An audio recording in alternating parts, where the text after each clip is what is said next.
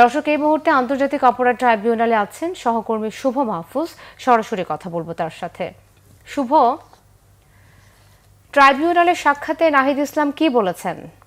সাক্ষাৎ শুরুতে সে গত বছরের যে কোটা সংস্কারের আন্দোলনটা শুরু হয়েছে যেখান থেকে, সেই বিষয়গুলো থেকে তিনি সাক্ষ্য দেওয়া শুরু করেছেন। অর্থাৎ 2018 সালের কোটা বাতিলের যে পরিপত্রটি ছিল, সেই পরিপত্রটি হুট করে হাইকোর্ট কর্তৃক বাতিল করে কোটা পুনর্বহাল করার দাবিতে তখন যে আন্দোলনটা শুরু হয়। এরপর 1 জুলাই থেকে বৈষম্য বিরোধী ছাত্র আন্দোলনের ব্যানারে যখন শিক্ষার্থীরা আন্দোলন শুরু করে, সেই আন্দোলনের কে কেন্দ্র করে যে উদ্ভট পরিস্থিতি তৈরি হয় এবং তারা যে হাইকোর্টকে বলা হয়েছে যে হাইকোর্টকে দলীয়করণ, বিচার বিভাগকে দলীয়করণ করে এই রায়টি দেয়া হয়েছে, কোটাকে পুনর্বহালের তারা দাবি জানিয়েছিল। এরপরে কিন্তু 1 জুলাই আন্দোলনে কিন্তু তাদেরকে কিন্তু খুব বেশি সরকারের পক্ষ থেকে কোনো ধরনের গ্রহণযোগ্য কোনো মত দেওয়া হয়নি। এইভাবে তারা 4 জুলাই পর্যন্ত তারা আন্দোলন চালিয়ে যায়। 4 জুলাই পর্যন্ত তারা সরকারকে আলটিমেটাম দিল, সরকার সেটি কিন্তু রাজি না হওয়ার পর 7 জুলাই তারা বাংলা ব্লকেট কর্মসূচি দেয়।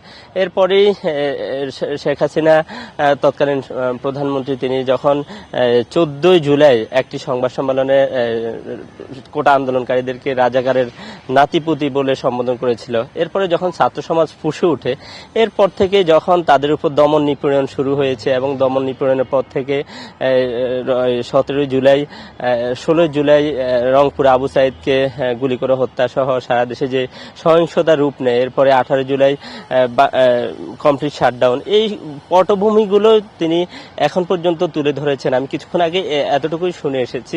তো মোটামুটি নাহিদ ইসলামের একবারে সূচনা বক্তব্যগুলো চলছে আর কি।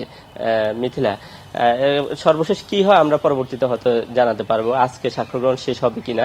আরেকটি বিষয় জানিয়ে রাখি, এই সাক্ষ্য নাহিদ ইসলামের সাক্ষ্য গ্রহণের মাধ্যমে আন্তর্জাতিক অপরাধ ট্রাইব্যুনালের যে মামলাটি, 1 নম্বর মামলাটি তৎকালীন প্রধানমন্ত্রী শেখ হাসিনা এবং স্বরাষ্ট্রমন্ত্রী আসাদুজ্জামান খান, এই দুজন আসামির বিরুদ্ধে সাক্ষ্য গ্রহণ শেষ হবে এবং শেষ হওয়ার পর জেরা শেষেই আমরা যতটুকু ইঙ্গিত পেয়েছি অক্টোবরেই এই মামলার রায়টি দেওয়া হবে, এমনটি তথ্য আমরা জানতে পেরেছি।